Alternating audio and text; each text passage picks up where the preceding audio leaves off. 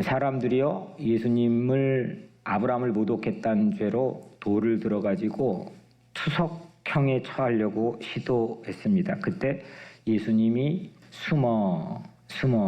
예수님이 숨었습니다. 그리고 그 있던 성전에서 빠져나와 피했습니다. 이게 지금 좀 한가롭습니까? 그 예수님이 명색 예수님인데 뭐 다 아실 수 있잖아요. 한가롭습니까? 좀 여러분들의 위급하고 다급하게 느껴집니까? 그렇죠. 예수님도 숨었습니다.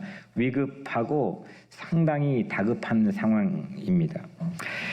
1절에 오늘 이렇게 시작합니다. 예수께서 길을 가실 때에 이게 그냥 농담 따먹게 하면서 한가롭게 유유자적하면서 이렇게 길을 가시는 것이 아니죠.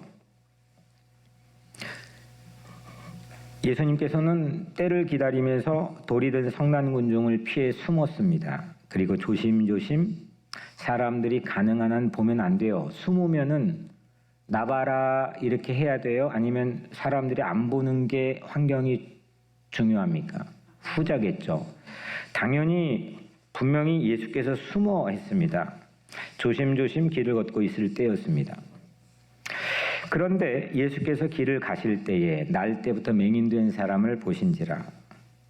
하필 황급한 때, 이렇게 다급한 때 시각장애인으로 태어난 사람을 만납니다.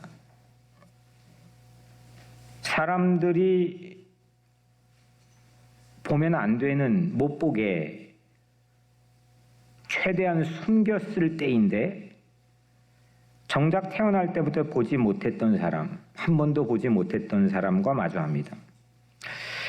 이 사람을 예수님 입장에서는 보게 할 이유가 하등 없는 겁니다. 그런데 예수님은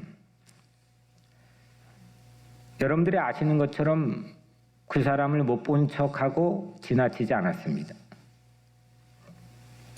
분명 예수님은 숨었는데 시각장애인을 보게 합니다.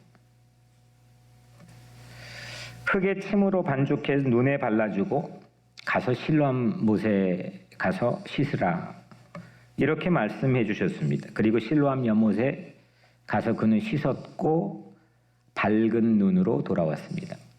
그래서 우리나라 안과 크리스찬이 경영하는 안과나 선교기관 보면 밝은 눈 안과 이런 게 적지 않게 있는데 이제 여기 밝은 눈에서 온 거죠. 밝은 눈이 안 되면 밝은 눈이 노출되면 안 되는 그런 예수님의 처지. 예수님은 그를 뜨게 했습니다. 이거 예수님이니까 여러분들은 어떻게 느끼실지 모르겠지만은 지극히 평범해 보입니다. 예수님이니까. 상당히 평범해 보이지만 이게 예수님 따르는 일이죠. 내 코가 석자인데 거기에 아랑곳하지 않습니다. 이게 예수님이죠. 내 형편은 가려가며 내 실력 따져가며 내 위험을 불사하지 않는 선에서 우리는 선을 행할 수는 있습니다. 예수님은 그게 아닙니다. 나에게 위기를 줄 수 있는데도 예수님은 결코 못 본 척하지 않았습니다. 못 보니까 그냥 지나치면 됩니다. 사방이 누가 나를 어떻게 위협을 가할지 모르는 그 위협 인자를 하나라도 피해서 가야 되는, 그래야 십자가의 때까지 도달할 수 있는 상황입니다. 근데 그를 보게 했습니다.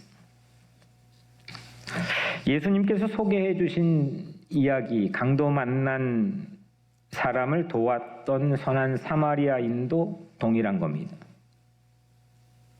강도를 만나서 죽어가고 있는데 제사장과 레위인은 그냥 지나쳤습니다. 선한 사마리아인은 그를 도왔습니다. 책임졌습니다. 도우면 안 될 상황입니다. 내 코가 석자인데 사람들이 사마리아 사람 별로 좋아하지 않았던 건 우리가 잘 알지 않습니까?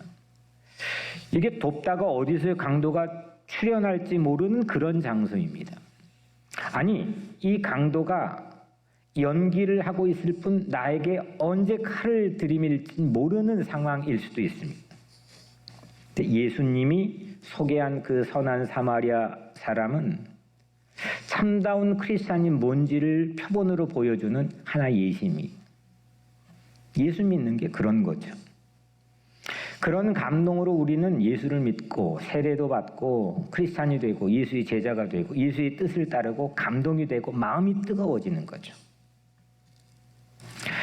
실로암 연못에서 선천성 시각장애인을 보게 해줬던 이 사건은 예수님께서 그냥 한 사람 예수님 능력으로 나아라 해가지고 낫는 그런 사건이 아니라 이 사건은 예수님께 돌맞을 은신의 때에 그때 펼쳐진 사랑이라는 것, 그것이 이야기를 더욱더 빛나게 해줍니다. 밝은 눈을 하나라도 피해야 될 때 눈먼 사람을 밝은 눈으로 예수님이 고쳐주셨죠. 시각장애인에게 이 밤이 깊어질수록 그분의 사랑으로 그에게는 새벽이 가까웠던 거고, 예수님 자신에게도 예수님의 밤이 점점 깊어지는데도 예수님은 새벽을 포기하지 않았습니다. 멋있는 거죠. 저도 다리조차 후들거리는 이게 때로는 사역을 하면서 힘이 이렇게 딱 벽에 부딪힐 때가 있더라고요. 턱 막혀요. 그 깊어지는 밤의 배경이 있기 때문에 수없는 반딧불이 고마운 길이 된 거 아니겠습니까? 인생을 어떻게 여러분들 바라보고 살아갑니까? 사랑이 보입니까? 사랑할 만한 겁니까? 사랑을 받고 있습니까? 밤이 깊을수록 새벽이 가까워 온다는 오늘 이 타이틀의 소망은 사랑 때문입니다. 그분의 영원한 사랑이 어두운 밤에, 캄캄한 밤에 새벽을 찾아 떠나게 하는 거죠. 여러분들, 밤이 깊어지는 거는 우리의 삶에서 피할 수 없는 그런 운명 같은, 숙명 같은 상황들입니다. 밤의 종류는 여러 가지가 있겠지만, 하지만 밤이 깊을수록 밤이 깊어지는 우리의 삶의 처지에도 나를 사랑해 주시는, 여러분들을 사랑해 주시는 그분의 사랑 때문에 새벽은 우리에게 가까이 온다는 것을 꼭 마음에 담고 새벽을 찾아 떠나는 그런 여러분들의 삶이 되기를 주의 이름으로 축원합니다. 두 번째로는 그 사람을 길 가다가 만났어요. 제자들이 예수님께 물었어요. 2절이죠. 이 사람이 맹인으로 난 것이 누구의 죄로 인함입니까? 자기니까? 그의 부모니까? 이런 거죠. 이 질문은. 태어날 때부터 장애가 있는 것이, 아니 자기가 원해서 그런 것도 아니고 태어나면서부터 이렇게 된 것이 뭐가 꼬여서 된 건지, 과연 뭐가 꼬여서 된 건지 제자들이 물은 겁니다. 이게 중요한 질문인 이유를 잠깐 여러분들에게 나누면, 여러분들 힌두교에는 업보라는 신념이 있습니다. 예, 카르마라고 부르는 업보라는 중요한 신념이 있습니다. 이거는 뭐냐면 현재에서 일어나고 있는 일이 전생에서 있던 일의 결과라는 겁니다. 언젠가 내가 오늘 이 생 말고 전생에서 있던 일의 결과가 업보라는 겁니다. 근데 이거는 힌두교뿐만 아니라 다른 여타의 종교 안에도 숙명처럼 마주해야 되는 그런 신념입니다. 심지어 유대교도 크게 다르지 않습니다. 유대교는 전생을 믿지는 않기 때문에 각자의 전생의 죄 대신에 조상의 죄를 끌어와서 오늘의 현실을 분석합니다. 10계명의 둘째 계명에 나를 미워하는 자의 죄를 갚되 아버지로부터 아들에게로 3, 4대까지 이르게 하거니와. 그러니까 내가 오늘 있는 현실에 대한 불합리한 이유도 알지 못하는 그냥 뭐 일어난 이런 일은 내 조상에서 이어져 오는 그 죄의 유전, 그게 원죄일 수도 있겠고 그게 있기 때문이라는 겁니다. 그래서 성지순례를 가보신 분은 아시겠지만 예루살렘의 통곡의 벽에 유대인들은 이 머리 따가지고 검정 모자 쓰고 이렇게 몸을 흔들면서 벽에다 대고 계속 기도를 합니다. 이게 박자가 비트가 빠를수록 이게 영성이 깊은 겁니다. 근데 이게 왜 기도하느냐? 그들의 조상의 죄를 대신 회개하는 겁니다. 자신의 죄를 회개하는 게 아니라 심지어는 바벨론 포로 시대가 유배로 떠날 수밖에 없는 그들의 조상의 죄를 가장 중점적으로, 그래서 예루살렘의 성벽이 무너진 마지막 최후의 모습이기 때문에 그 벽에서 끊임없이 그들은, 그게 세계 최고의 석학들인 주이시들의 석학들이 조그마한 테이블을 올려놓고 토라를 외우면서 그걸 흔들어대고 조상의 죄를 위해 기도하며, 그래 오늘의 현실을 풀어낼 수 있는 매듭이라고 그들은 지혜로 생각하기 때문입니다. 성서에서 욥의 친구들도 욥이 고난을 당했죠. 그래서 이 욥의 세 친구들 중마고들이 와서 욥도 알지 못하는 어떤 죄들 때문에 네가 지금 당하고 있는 고난이 있다라고 계속해서 이야기를 조언이랍시고 합니다. 그래서 이 세 친구의 이야기들은 전부 다 최후의 하나님의 심판을 받게 되죠. 여러분들 이거 아무렇게나 쓰면 안 되죠. 제가 말씀드렸지만 처음은 미약했으나 나중은 힘이 창대하리라, 이거는 심판받은 말입니다. 액자에 막 써놓고 그 굳이 방해할 필요는 없겠지만 이건 하나님이 심판했던 친구가 했다는 발언이거든요. 그 골자는 뭐냐면, 야 네가 받고 있는 이 어려움은 분명히 너도 나도 우리도 알지 못하는 무언가 너 안에 있는 죄 때문이라는 논리입니다. 이 논리를 바리새인들은 예수님에게조차도 적용합니다. 오늘 같은 장 읽진 않았지만 34절에 보면 예수님을 향해 이렇게 바리새인들이 말합니다. 네가 온전히 죄 가운데서 나서 우리를 가르치느냐? 그러니까 예수님을 향해서, 야 예수 너 날 때부터 원죄가 있는 주제에 가르치려고 우리를 향해서 덤벼드는 것이냐? 이렇게 얘기하는 겁니다. 이런 배경에서 오늘 제자들이 예수님께 물었습니다. 그냥 이 사람이 태어나면 선천적으로 시각장애인인데 이게 무슨 이유 때문입니까? 자기의 죄 때문입니까? 부모의 죄 때문입니까? 이 질문은 그냥 하는 질문이 아니라 이런 인류 역사의 통틀어 철학적이고 역사적인 백그라운드를 가지고 하는 질문입니다. 여러분들 시각장애인으로 태어났을 뿐입니다. 부주의가 있던 것도 아니고 그리고 사고가 일어났던 것도 아닙니다. 그냥 태어나서 이렇게 됐습니다. 태어나서 왜 이런 불행이 찾아왔던 것일까요? 사람들은 이게 밝혀지지 않으면 하나님의 공정과 정의가 힘을 잃어버린다는 생각을 하기 때문에 이런 백그라운드, 업보건 아니면 유대인이건 이런 생각을 갖습니다. 내가 오늘 왜 이런 거지? 너는 왜 이런 거고? 이걸 뭔가 구색을 맞춰야 내가 살아계신 하나님을 믿을 거 아닙니까? 사람들은 그래서 그걸 갖다가 뭔가를 짜맞추려고 합니다. 어떤 일이 부당해 보여도 나름의 이유가 있다고 생각해야 현실이 그럴듯해지기 때문입니다. 여러분들 그런데 죄라고 하는 거는 내가 고백하고 하나님 앞에서 내가 해지해야 되는 거지 누군가가 와서 원인을 파악을 해주거나 누군가가 해주는 게 아닙니다. 그렇게 현실의 원인을 파악할 수단이 되지 않는다는 겁니다.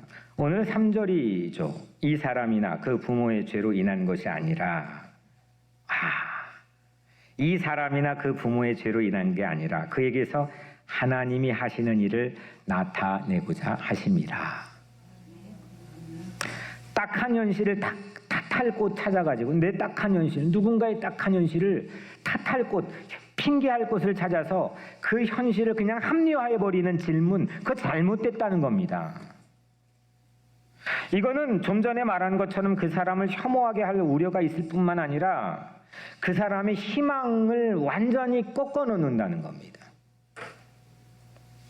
예수님은 그럴 시간이 있으면 차라리 뭘 하라고 했느냐? 하나님이 하시는 일을 보라는 겁니다. 그에게서 하나님이 하신 일을 나타내고자 하심이라. 영어 성경에 the works of God might be displayed in him. The works of God might be displayed, 전시되는 겁니다. 하나님이 하시는 일이 그 시각장애인 태어나면서부터 앞을 못 봤던 그 밤이었던 그 사람 안에 하나님이 하시는 일이 쫙 디스플레이 되는 거, 차라리 그 시간에 그거 보라는 겁니다. 첫 번째의 키워드를 제가 그냥 지나갔는데, 그냥 길이라고 한번 여러분들의 마음속에 길 가실 때, 그 위험한 길 가실 때 만져준 거 아닙니까? 사랑이지 않았습니까? 두 번째 키워드는 일입니다. 일. 하나님의 일. 하나님이 밤중에 행하실 일, 내 안에 행하실 일, 내 삶의 고난 가운데서 내가 할 일이 아니라, 이렇게 말해도 그 순간 여러분들 다 지금 눈 동그랗게 뜨고 저를 주목하면 흥분하고 아멘하고 좋아하는데, 밖에 한 발자국만 나가면 또 내일 찾아요. 내가 할 게 뭐지? 하나님의 일은 안중에 하나도 없어요. 하나님이 여러분들 안에서 디스플레이할 이 놀라운 일에 대한 희망을 가지고 살아가는 거예요. 그렇게 살자는 겁니다. 오늘 예수님은 말도 되지 않는 억지 짜맞추기식으로 누군가를 억압하거나 아니면 너 자신을 학대하거나 네 마음속에 있는 앵거에 이 화를 매니지 못하거나 이러지 말고 하나님이 하시는 그 일에 대해서 주목해라.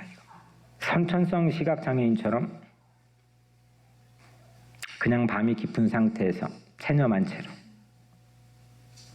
점점 그 밤을 내 영원한 밤처럼 생각하고, 혹시 그렇게 길을 걷고 있지는 않습니까? 그 길에 마주하는 예수님이 오늘 이 설교 안에서 여러분들에게 이렇게 말씀해 주시는 음성이 여러분들에게 들려지길 바랍니다. 그에게서 너에게서 하나님이 하신 일을 나타내고자 하심이라.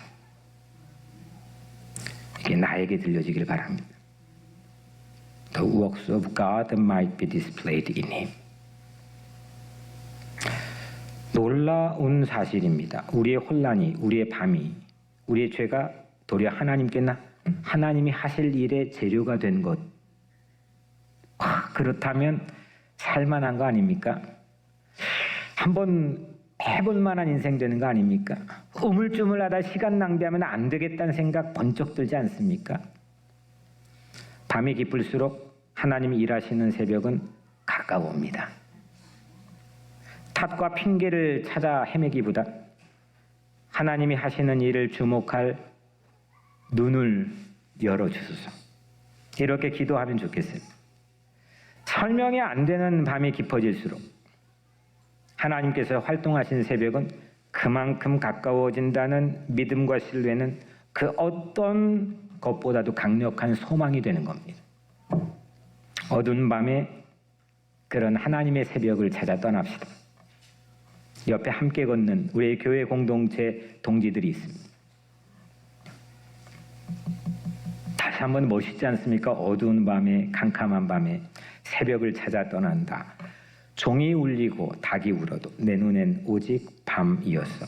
오 주여, 당신께 감사하리라. 실로암 내게 주심을 나에게 영원한 사랑 속에서 떠나지 않게 하소서.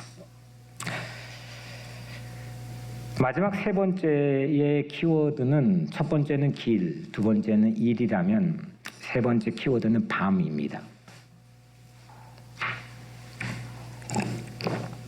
예수님은 제자들에게 그 하나님의 일에 대한 것을 좀 더 디테일하게 설명해 주십니다. 특히 그 일에 대한 시간대를 구분해 설명합니다. 4절이죠. 때가 아직 낮음에 나를 보내신 이의 일을 우리가 하여야 하리라. 때가 아직 낮음에 나를 보내신 이의 일을 우리가 하여야 하리라. 밤이 오리니 그때는 아무도 일할 수 없느니라. 낮에는 일하고 밤에는 일 못한다 하십니다. 이건 우리의 보편적이고 일반적인 삶의 모습이기도 합니다. 우리 교회 몇 분, 제가 아는 한 두세 분 빼놓고 두세 분은 오늘 또 예배 이른비에 오신 분이 밤에 날 새고 일하고 낮에 오시는 분이 거꾸로 된 분이 있지만 보편적으로는 낮에 일하고 밤에는 일 못합니다. 지금 예수님의 이야기는 뭐냐면 다행히 낮이기 때문에 내가 그를 고쳐줬다는 겁니다. 내가 활동할 수 있는 낮이기 때문에 그 일은 내 일이 아니라 이초 때가 아직 낮음에 나를 보내신 이의 일. 예수님 자신을 보내신 샌딩한 하나님의 일이라는 겁니다. 여러분들 실로암이라는 연못 이름이죠. 이 실로암의 연못 이름의 뜻은 그 뜻 자체가 센트입니다. 센트, 보냄이란 뜻입니다. 그걸 보낸 겁니다. 그 연못에. 그리고 거기에 나왔습니다. 예수님은 그 일을 왜 했느냐? 이건 내가 창작해 한 일이 아니라 나를 보낸 분의 일이다. 이 일은 낮의 때까지는 할 수 있다는 겁니다. 사사로운 개인의 일이 아닙니다. 내가 하는 일이 그냥 내가 개인의 일 같지만 개인의 일로 접근하지 않았습니다. 예수님의 대낮은, 예수님이 활동하신 낮은 전부 다 공공성으로 채워져 있습니다. 공적인 public life, 그래서 공생애라고 부릅니다. 공공성입니다. 사사로운 사익이 개입되지 않았습니다. 그런데 문제는 여기까지는 오케이. 문제는 밤입니다. 밤에 일할 수 없어요. 일할 수 있어요, 없어요? 밤에. 네, 밤에 아무도 일 못하는 이라 했죠? 일 못합니다. 이 밤이 어떤 시각이냐 이겁니다. 밤은 물론 시각장애인이 태어날 때부터 볼 수 없던 캄캄한 시간이기도 합니다. 낮이 없었습니다. 근데 여기서 밤은, 예수님 말씀하시는 밤은 예수님이 십자가에 올라가고 매달려서 못 박히고 6시간 고난 받으셔서 죽으시는 때입니다. 이 밤이 오면 아무도 일할 수 없다는 겁니다. 볼 수도 없고 일할 수도 없다. 그냥 낮에 일하라 이겁니다. 시각장애인을 고치는 낮 시간대도 여기에 중요한 함의가 포함되어 있겠지만 사실 오늘 예수님 말씀의 클라이막스는 밤에 이루어집니다. 왜냐하면 그 밤은 우리가 자고 졸고 또 죽고 놓고 멈추고 이런 시간이지만 그 밤에, 특히 십자가의 밤에 졸지도 주무시지도 않으시는 하나님의 타임이 움직이기 때문입니다. 오늘 세례를 베풀었습니다. 세례는 오늘 차주범 성도에게 베풀었습니다. 이 세례는 차주범 성도에게는 밤인 겁니다. 상당히 활동적인, 뉴욕엔 다 아는 사람입니다. 그런데 이 세례를 받는 이 시간, 이 타임은 아무것도 일할 수 없는 시간입니다. 멈춰야 되고 멈출 수밖에 없고 그리스도의 죽으심과 함께 내가 죽는 밤의 시간입니다. 여러분들 근데 그 밤은 밤으로 끝나고 말아버립니까? 역사가 그냥 밤으로 끝나고 말았습니까? 그렇지 않습니다. 밤은 또 다른 새벽을 불러왔습니다. 밤은 또 다른 새벽을 불러오듯 죽음은 새로운 삶으로 다시 부활했습니다. 창세기 처음 1장 2절에 땅이 혼돈하고 흑암이 기품이 있고 흑암이 기품이 있다. 이거는 흑암이 그냥 흑암이 아니라 기품 위에 있는 흑암. 이거는 진짜 깊은 밤입니다.